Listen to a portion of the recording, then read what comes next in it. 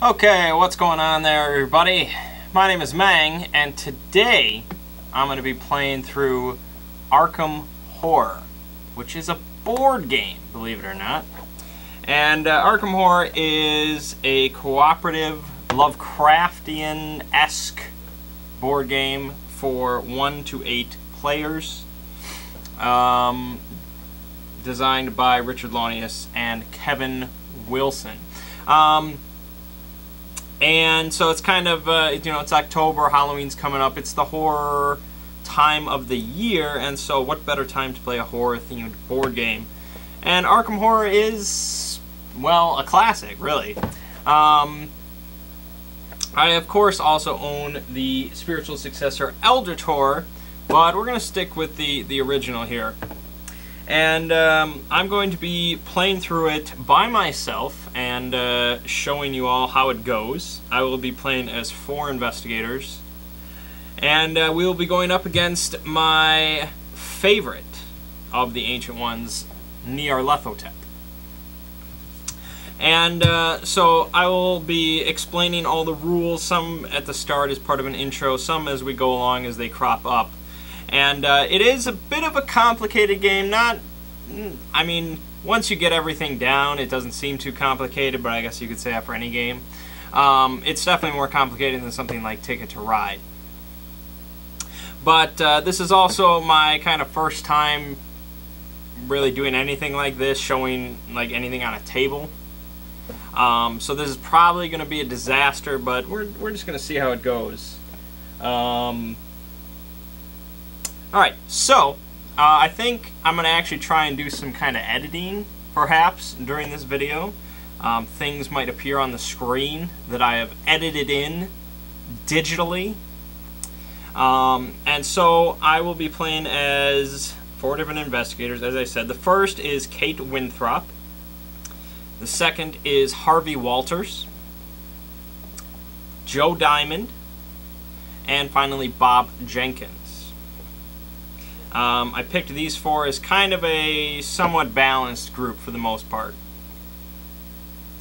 Okay, so Arkham Horror is a game in which basically shit goes from bad to worse, to horrible, to devastating. That's basically the flow of the game. Throughout the game, we're going to be drawing these mythos cards. And these will open gates and spew out monsters. There are 3 different ways to win. One is you remove every gate from the board. I think that happens in maybe 1% of all games of Arkham, so that's not going to happen here. 2 is you seal 5 gates. And you seal gates by gathering clues. It's kind of abstract, I know, and this will be explained more as I go along. But you gather clues by picking them up, and you go through the gates to other worlds, such as, Yuggoth, or Salino, the Plateau of Leng, which I know isn't really another world, bear with me, Earlier, places like that. And then once you come back through, you've conquered these other dimensions, or Pluto, or Leng is in Europe, I think. Anyways, yeah, and once you come back from these other dimensions, whatever, you spend 5 clues, I believe, if I remember correctly, and you seal the gate. And so that area that the gate has spawned can no longer be affected by any more gates. And once you have sealed, I think 5, I actually haven't played in a while, so this may be a bit of a rules recap, but I'm pretty sure it's around 5. Once you've sealed a certain number of gates, you win. The third way in which to win is if shit gets really out of hand, everything is just hopeless, gates everywhere, monsters overrunning Arkham, and the Ancient One himself shows up. Now, some Ancient Ones, such as Azathoth, if they show up, they just destroy the world. Which is good. That makes sense, yes. If an inch of Azathoth showed up, it would probably destroy the world. But yeah, if they show up, it's game over. For most Ancient Ones, however, if they show up, You get to fight them in the most anti-Lovecraftian way possible, with shotguns. And depending on how you've prepared for such an encounter, it could be relatively simple or hopelessly frustrating. But if you encounter the Ancient One in glorious combat and defeat them, you also win the game. Okay. So that's pretty much the primer. I think we're going to go now to the game board itself. I will explain various elements going on. You probably won't be able to see very much of the board as far as fine detail, but it's just going to be a general discussion and, you know, run through. So let's look at Arkham. Alright, welcome to Arkham, Massachusetts, as fictionalized by H.P. Lovecraft and embellished and embellished and embellished upon. Now this may seem a little overwhelming at first, I know. It certainly has been to any players that I have shown it to, but again, once you understand everything that's going on here, it's not too bad. Now, the town itself is broken up into 9 different districts, okay? So we have Uptown, we have South Side, French Hill, Miskatonic University, the Merchant District, Rivertown, Easttown, Downtown, and North Side. And then each of the districts has a number of locations linked to it. So here in South Side, you have the Historical Society, the South Church, and Ma's boarding house. Okay, so you can see there's a large number of locations. A character can move between locations basically one at a time. So for, say, Harvey Walters here at the administration building, if he wanted to move to, say, the witch house, for whatever reason, he would first have to move to the streets of Miskatonic University, to the streets of French Hill, to the witch house. 3 moves. Okay? Pretty simple. And if he wanted to go to, say, Hibbs Roadhouse for some, you know, drinks, he would have to go to the streets of Miskatonic University. He could go to the streets of the Merchant District, to Rivertown, Easttown, Hibbs Roadhouse. So that would be 5 moves. Okay? Now, I'm going to bring up Harvey's character sheet so we can go over that, because we can't really discuss movement and stuff like that without looking at a sheet. So first you have the character's name and their occupation. So Harvey Walters is a professor. I'm not entirely sure what he's a professor of. It probably says on the back. Then you have their sanity, which is basically their mental health. And their stamina is their physical health. Both can be drained and reduced in various ways. They're not really linked, but they're both vital, okay? Then you have their home location. This is where each character starts the game. Harvey starts at the administration building. You have their fixed possessions, which is what they start with at the beginning of every game. So in Harvey's case, he always starts with $5 and 1 clue token.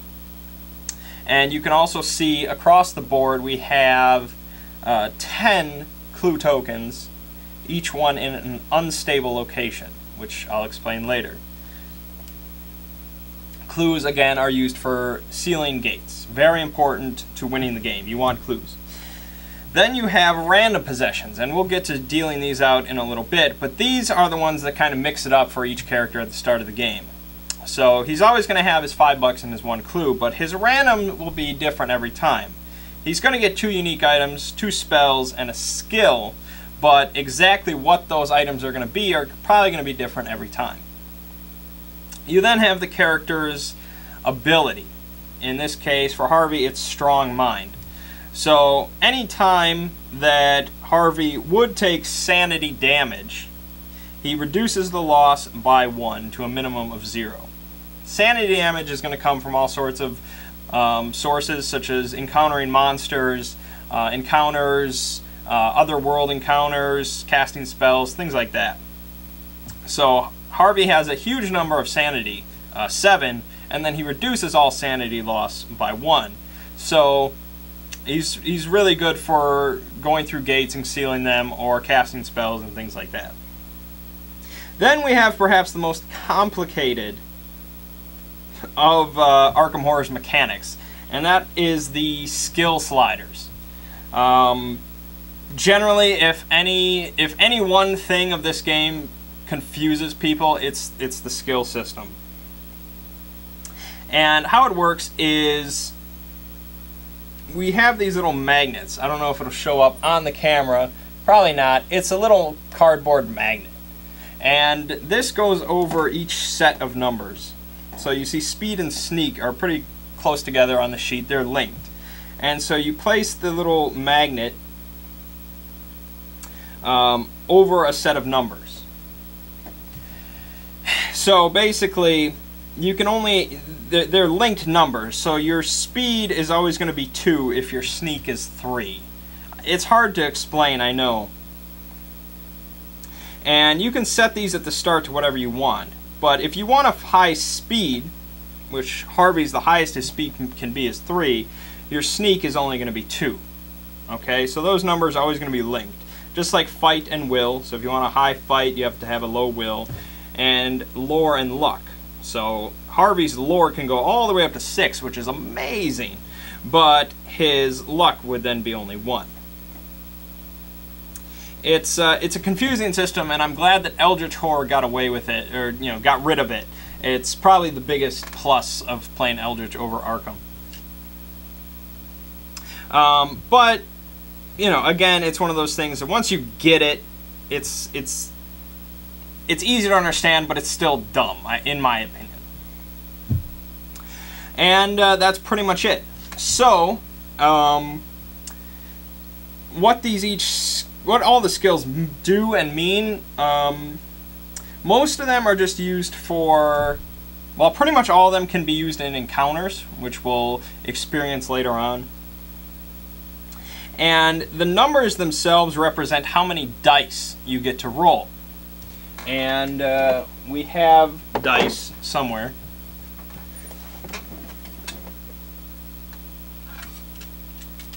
Yes, I have plenty of dice in all shapes and sizes. And I even have special Cthulhu dice, although I cringe when I use that term, so I'm not going to say that again. Eldritch dice, we'll use that term, that's better. And so, say you have a lore of 5, and you needed to do a lore skill check, which will definitely come up through our playthrough. And occasionally, well, actually more than occasionally, for any given skill check, it may have a modifier with it. -1, +1, -2, or +0. And that modifies the number of dice. So, say it is a lore -1 skill check, and Harvey has his lore set at 5. That would mean it would be 5 minus 1, and he would get to roll 4 dice for that skill check. I should probably have set up a better better way of recording the dice rolls, because you're probably not going to be able to see shit. But say that was my roll, which you can't see, I highly doubt. I rolled a 1, a 3, a 6, and a 6. Successes are 5s and 6s on the dice. So, if you roll any amount of dice and you roll a 5 or a 6, you succeed. Now, some skill checks require you to get multiple successes. It's uncommon, but it can happen. So in this case, I got 2 successes, which pretty much would solve anything this game's going to throw at me. If you don't roll any 5s or 6s, you fail, and you suffer any fail effects. Again, it's pretty simple. 5, 6 is good. 1 through 4, bad. Now, there are things that can also modify the dice, the success number, and things like that, but we'll talk about those later. So skill checks are a huge part of the game. Speed, specifically, determines how many movements you get per turn. So Harvey's highest speed that he can get is 3, and that's what I have it set at right now. So that means, at most, on his turn, he can move up to 3 spaces. So he would not be making it to Hibbs Roadhouse in 1 turn. But he could make it to the Witch House if he wanted to. Sneak lets you also bypass enemies. If you do not wish to fight a monster that's in your way, you can roll a sneak skill check, modified by the enemy's perception modifier. And if you succeed on that, then you can walk right past them. Fight determines basically your combat potential. If you don't use spells. For actual like guns and melee and stuff like that, you use fight. Will determines your sanity check, or horror check, I think it's called. So for most monsters, when you encounter them, they're scary. They're kind of scary, and so you'll have to make a horror check, which uses your will. And if you fail that, you're probably going to take some sanity loss. Lore, skill checks.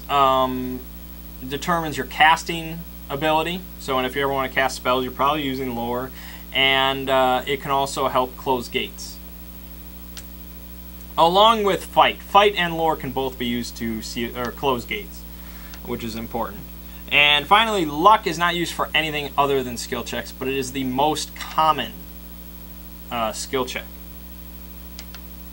So if you're doing a lot of encounters, you probably want your luck decently high. And that's pretty much it.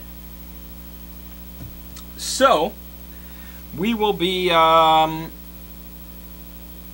we'll be starting up against Nyarlathotep, and I should probably explain what Nyarlathotep specifically does. Every ancient one does different things. You're not going to be able to see that. I should probably just put this up on the screen.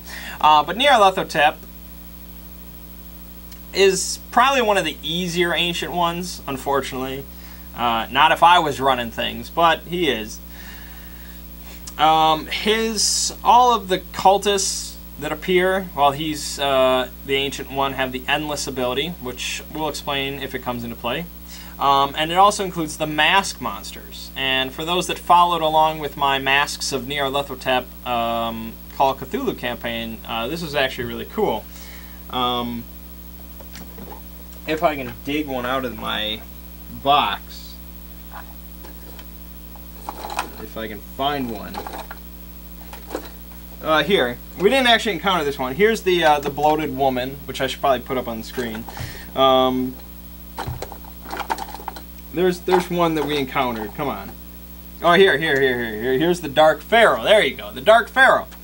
And so the mask monsters are just they're in the same box as all the rest of the monsters, but they're much more powerful because they're Nyarlathotep.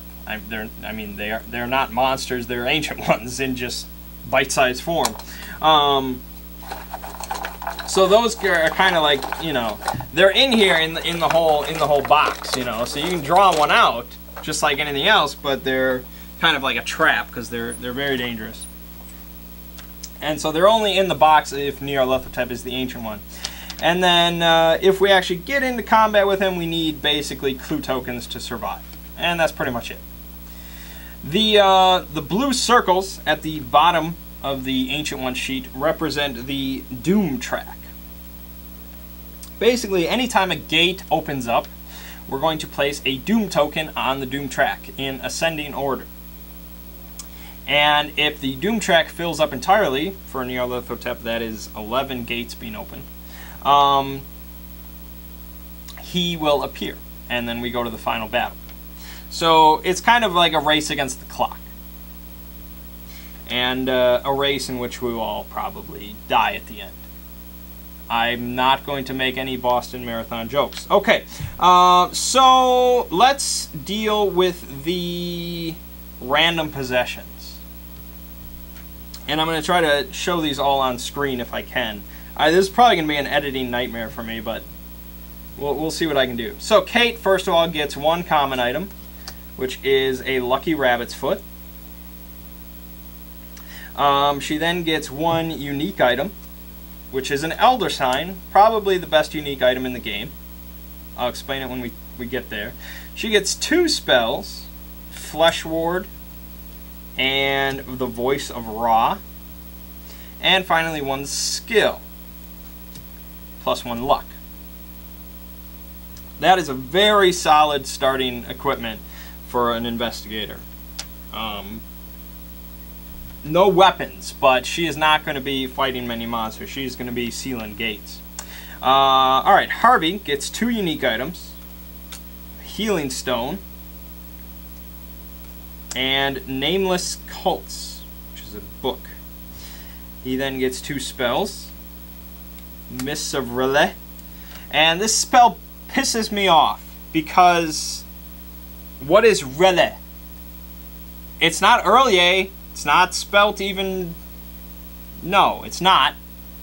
I just it's something they made up for Call of Cthulhu, the RPG, and I don't. But that's a separate tangent. He also gets Wither, which is a nice combat spell, and his skill is +1 lore. Oh, good God. He is the lore master in Arkham. Joe Diamond, he starts with the 45 automatic, which is pretty good. He can definitely handle some cultists. But he also gets the old journal and food. Yeah, I know. And his skill is +1 speed. So he can really get around because he has a high speed skill as it is. Bob Jenkins gets two common items. So the lucky cigarette case and a shotgun. Probably the best, one of the best, yeah, maybe the best weapon in the game, which I love, because I love shotguns. And two unique items, the King in Yellow. I'm not sure why Bob has that, but he does. And another King in Yellow. Shuffling, perhaps? No. And his skill is +1 luck. Very solid. Okay, and so that is everything that we need to get started. So, how every game starts is with a Mythos card. And I didn't really explain these, so I'll explain it as we draw our first one. And this one is Ghost Ship Docks by Itself. An ancient ghost ship arrives in Arkham, releasing two monsters into the Merchant District streets. So how we... okay, so there are three different types of Mythos cards. One is a headline, which is what this one is. It's basically an event. It's a single time thing that occurs, and then it's done with. There's also environments, which continually modify the game in some way. Generally, they cause one skill for everybody to be +1 and another skill to be -1. Things like that. They change the game a little bit. And finally, there are rumors, which are the absolute bane of any Arkham player's existence, because they generally need to be resolved by the players quickly before shit really gets bad. A bad rumor can easily end a game.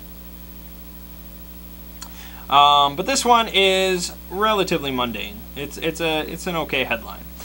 So what's going to happen is the picture in the lower left is the location that a gate is going to spawn. So in this case, it is at the unnameable. So we are going to take a random gate token off of the stack, flip it over. In this case, it goes to another dimension, which is just a generic another dimension. That's going to go at the unnameable. And if there's any clues there, they just get swept away, gone. Okay? And a clue is going to then appear on the location listed, which in this case is at the woods. So there are now two clues there. Then we're going to have a monster appear where the gate opened. So I'm going to shuffle around in my box to pick a random monster that's going to appear there. We have a Dark Druid. I should mention I own the Dunwich Horror expansion, and I've removed almost everything of the Dunwich Horror expansion from the game. This is really just the base game, but the only thing I didn't remove is some of the monsters, because I forgot which ones were from the expansion and they're not marked. So the Dark Druids are probably from the Dunwich Horror expansion, but it's not a big deal. Okay, so that guy appears there. And then there are symbols in the lower right of the card. These are the monster movement symbols. So when we get to this part, we check every monster on the game board, including the one you just placed, and you look at their symbol. So in this case, the Dark Druid has a hexagon, I guess you'd call it. Maybe. And the symbols on the Mythos card are a crescent moon and a plus. So if it matches the symbol there, you're going to move the monster. If not, it stays put. So for now, nothing happens. I'll explain how the movement works once we get there. And then finally, you resolve the actual headline itself. So we are going to grab 2 more monsters and put them in the Merchant District streets. Now it's important to do the movement step first before you do the headline step, because if we did it in the opposite order, the monsters that are going in the streets would have the potential to move, whereas in this case they do not. They're just going to be sitting in the streets, which is, well, not really where we want them, I guess, but it's fine. So we have a formless spawn and a goat spawn. So some spawns happen. Okay, and then the final step is to add 1 Doom token to the Doom track because the gate opened. And now we are ready to begin the first turn. We are going to be going in just, we're just going to be going down the line of how I have the cards listed. So we have, so Kate is going to go first, then Harvey, then Joe, and then Bob finally. And this is really where, when you're playing with other people, this is where you do a lot of your discussion. You want to plan out pretty much everybody's turn, because there are potential for the situation to change based on encounters, but really the monsters are probably not going to move at all, and generally no new gates are going to spawn. No Mythos phase is going to happen till, you know, the start of the next turn, or really the end of the turn, I guess. So everything is, for the most part, is as it is. So you can plan out everybody's turn and think logically about what you want to do. If everybody's just doing their own thing and just kind of internalizing all their strategy, you're probably going to die. So, luckily when I'm playing by myself, I get to do all that. But I get to discuss things with you as I go through my thought process. Okay, so Kate has an Elder Sign, and what the Elder Sign does is, basically when you get to the point where you're about to close a gate, if you spend 1 stamina and 1 sanity and return the Elder Sign card to the game box, removing it from the game, you don't need to make a skill check, and you don't need to spend 5 clues. You automatically seal the gate.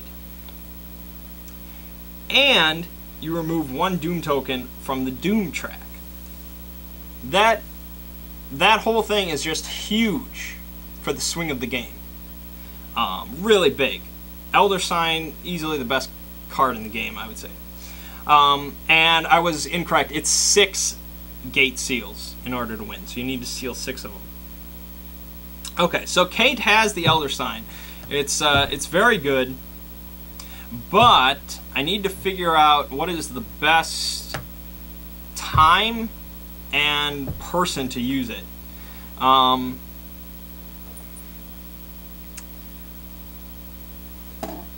because really there's only the one gate available at this point, and it's heavily blocked by these two monsters. There's no way for me to really get through there. Maybe I could sneak, but I'd have to be lucky with my rolls, and Kate doesn't have a incredible sneak.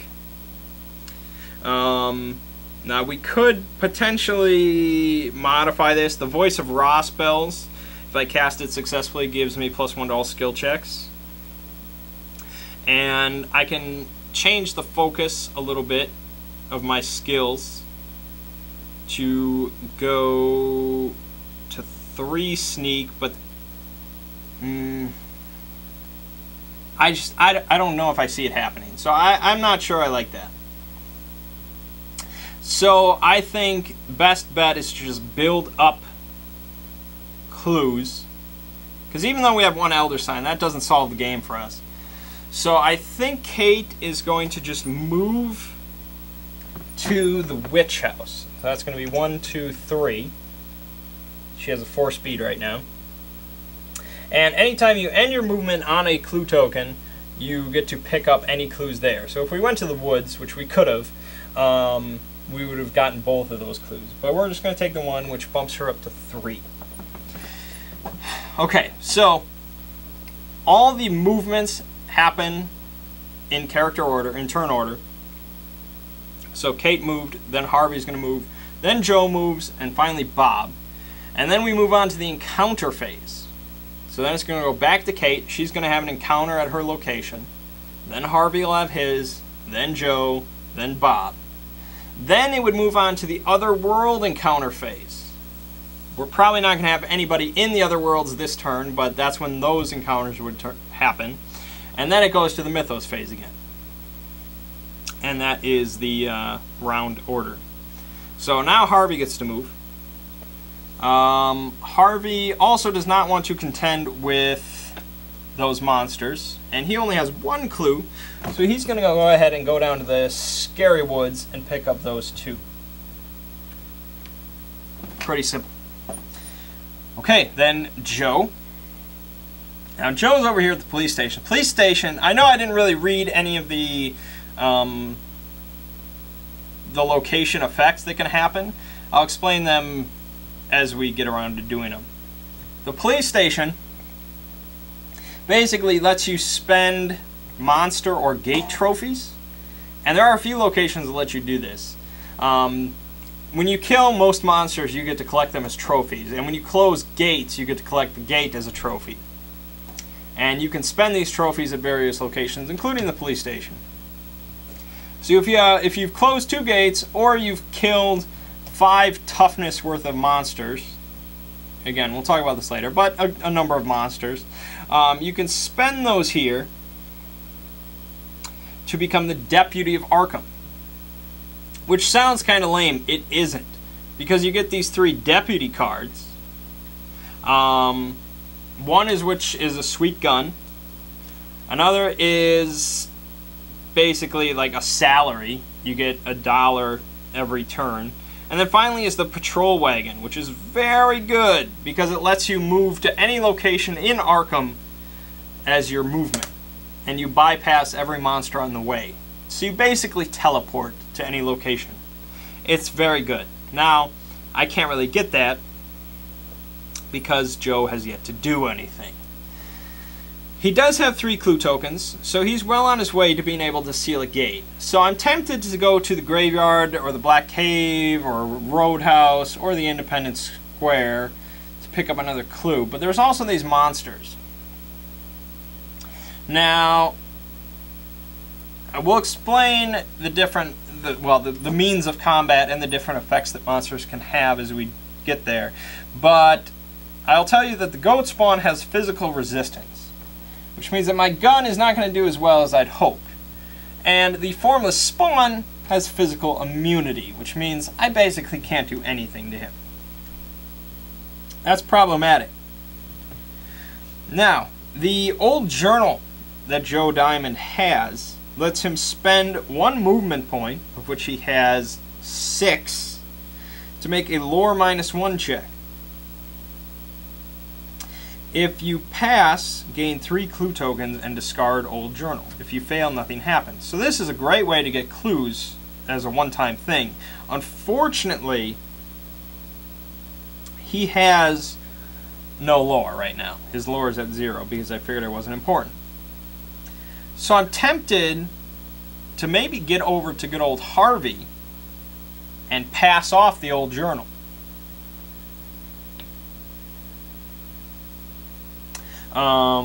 Because he could definitely make the lore check, no problem.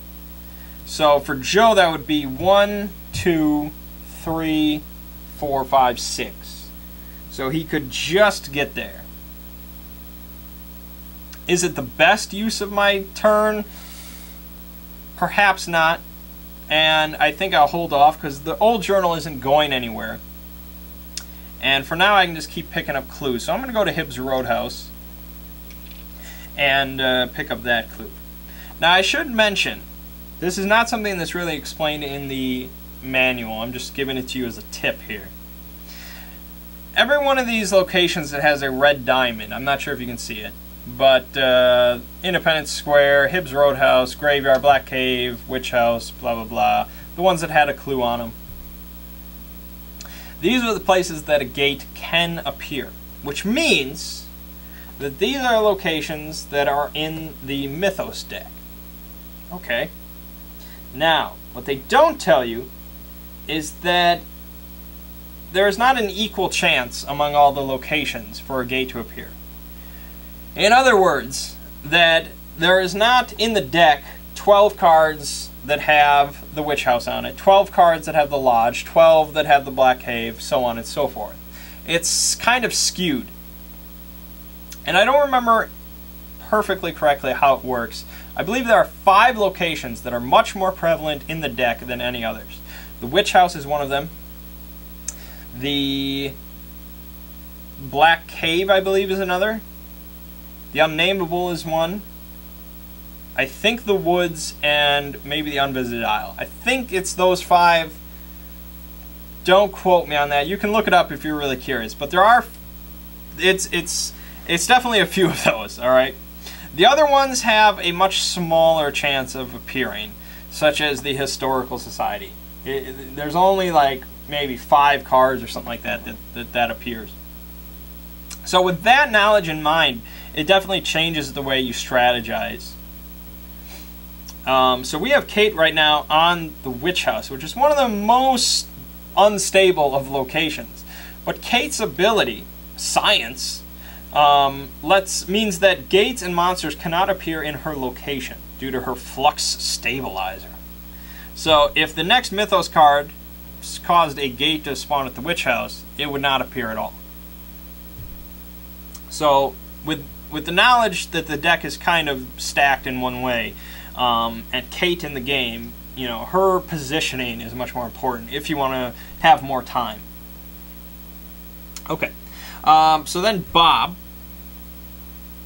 Now Bob has 2 King and Yellows, and these let you spend 2 movement points, of which he has 4, to make a lore -2 check, of which he has 2, so that doesn't really help. But if you pass that lore check, you gain 4 clue tokens, and you lose 1 sanity, and you discard the King in Yellow. If you fail, nothing happens. So again, these are just clue spawning books, which would be very nice in Harvey's hands. So I'm thinking we can maybe do something where we just get all these books into Harvey's hands. He just does a bunch of reading, and he's our gate sealer. That's a possible strategy. But again, he can't make it there this turn. So I think we're just going to move to the graveyard and grab this clue. And that is the movement phase. So now we move on to the encounter phase, which again we do in turn order. So it's Kate first. You can't really see it. It's over here where my hand is. But we have 9 decks of cards. And deck is really not a perfect term. They're pretty small decks. Each one has a different color back. So we have, you know, kind of gray, orange, purple, yellow, red, green, blah, blah, blah, for each district.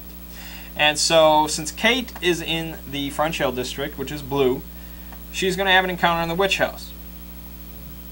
So I'm going to take the top card from the blue deck, and this is split into 3 different sections: the Silver Twilight Lodge, the Inner Sanctum, and the Witch House. So you may notice there's only 2 locations here. The Inner Sanctum is a kind of an exclusive section of the lodge that you can access if you get a lodge membership card, which you can only get really through Silver Twilight Lodge encounters. I've never found it to be really worth it because Carl Sanford is a dick, but the option's there. So we are going to be reading the section from the Witch House. You are overcome by the echoing chants of the long-gone witches who have lived and died here. You pass out. Make a will -2 check. If you pass, you learn an ancient spell in your dreams. Draw 1 spell. If you fail, you are missing half your items when you wake up. Discard half your items, your choice, round down. Okay, so, will -2 check. If we look at Kate's will, it's at 2. So, -2 would be 0, which means she cannot roll at all. Again, this is something that Eldritch Horror alleviated a little bit. You could house rule this for Arkham, where no matter what, you get to roll 1 dice in an encounter, but by the official rules, I'm pretty sure that's not how it is. So we would automatically fail this encounter. Now, we could, potentially, spend a clue token. Anytime you make a skill check, you can spend a clue token to add 1 dice to your roll. Doesn't matter if you have 0, doesn't matter if you have 7, and this is before or after you roll. It doesn't matter. Anytime. So even though we have 0 dice in this thing, could spend a clue to roll 1 dice and hopefully succeed. That's kind of dumb in this case because we're probably going to, the odds are that we fail anyways. So I think we're just going to have to take the fail, which means we discard half of your items rounding down. We have 4, so we have to get rid of 2. I think, it's tricky. I think we're just going to get rid of both of the spells.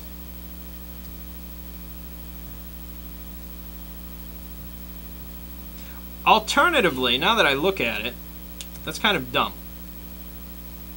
Because I just noticed the Lucky Rabbit's Foot. Yeah, this is kind of how it goes sometimes. Lucky Rabbit's Foot, after you draw an encounter card, exhaust and discard Lucky Rabbit's Foot to draw a different encounter card. This may be a bit of a hasty use of it, but for the sake of not getting rid of both of our spells, I think we're going to do it. So we're going to take the Lucky Rabbit's Foot, and we are going to throw it on the bottom of the pile.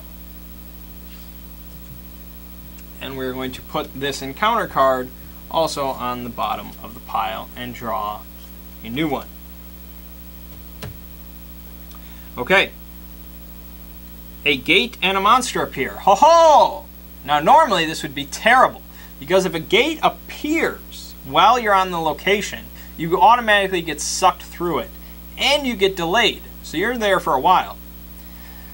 Fortunately, Kate has the Flux Stabilizer, which means that automatically stops the gate and the monster from appearing, meaning this encounter does nothing.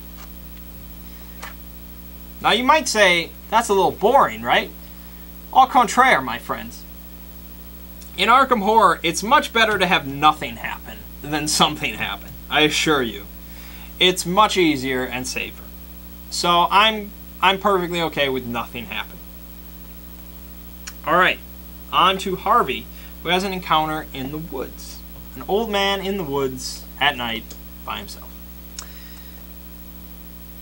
You meet an old wise man in the grove who offers to share his wisdom with you. If you accept, lose your next turn and make a lore -2 check. If you pass, you may draw 1 skill, or draw 2 spells, or gain 4 clue tokens. If you fail, nothing happens. Now, chances are Harvey is going to succeed on this check. Chances are. Not a guarantee. It's never a guarantee, but chances are. The question is it worth it to lose my next turn?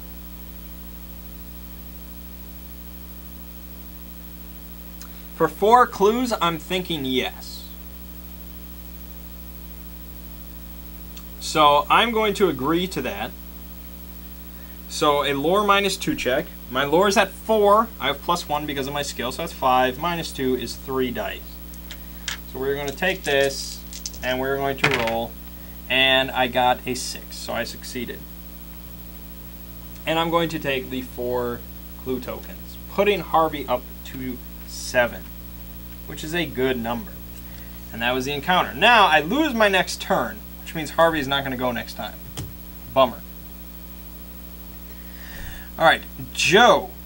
Joe has an encounter at Hibbs Roadhouse. A stranger buys you a drink. You may search the common item deck for a whiskey card and take it. Aha. Now, a whiskey card is not great. It's nothing special. Just prevents some sanity damage from happening. But, again, it's better to just have that happen than have terribleness happen. So I am quite glad. So I'm going to go through here, find the whiskey, and put it next to Joe. He seems like a guy that probably likes his whiskey. Okay, that was that. Finally, Bob at the graveyard. So we are going to grab this. Entering a stone crypt, you are surprised to find a beautiful fresco and some inspirational words upon the wall. There is an almost magical peace within the chamber. Gain 2 sanity. Unfortunately, Bob is at full sanity, so this does nothing, but that's not really that unfortunate. Alright, that was all the encounters. We have no other world encounters, so now it goes back to the mythos phase. Disturbing the dead. Alright, now here we have a rumor. I talked about these. These are bad. First of all, we have a gate opening up at the Black Cave. I'm going to take one of these, put it here, take the clue off. This gate goes to the Great Hall of Seleno. And for this card, no clue appears, which is a bummer. We're going to grab a monster.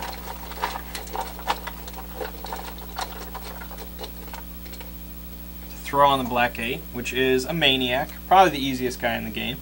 It's good. Alright, and I think we've got some movement going on. The Dark Druid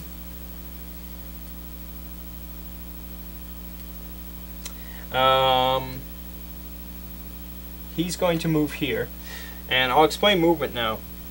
So on the card, there's a white box and a black box with the symbols in it. If the monster has a symbol that's in the white box, it moves along a white path. Black box, black path. And you know the difference based on these symbols right here, which you might not be able to see. You should be able to tell. So here's a black arrow, white arrow, blah, blah, blah. So, pretty simple. You know, if they match the symbol in the white box, they go along the white path. Black box, black arrow, blah, blah, blah. From any location, though, you notice it's both a white and a black. So it doesn't matter. As long as their symbol's on the card, they're going to move onto the streets. They only move once per turn, generally.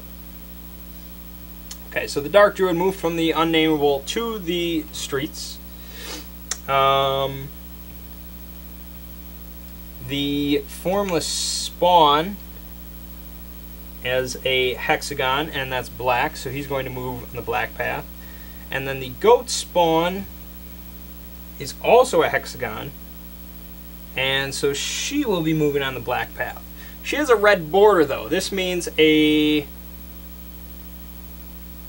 I don't remember the term. A sprinter? I don't remember the term. I'm sorry. I'm not a professional, alright? Anyways. The red border just means that they are going to move 2 times instead of just the 1. So 1 on the black path and then twice on the black path. So that can be dangerous. Okay. So now we get to the rumor itself. This has an ongoing effect. Roll a die at the end of every Mythos phase while this card is in play, beginning the turn after it entered play. On a 1 or 2, increase the terror level by 1.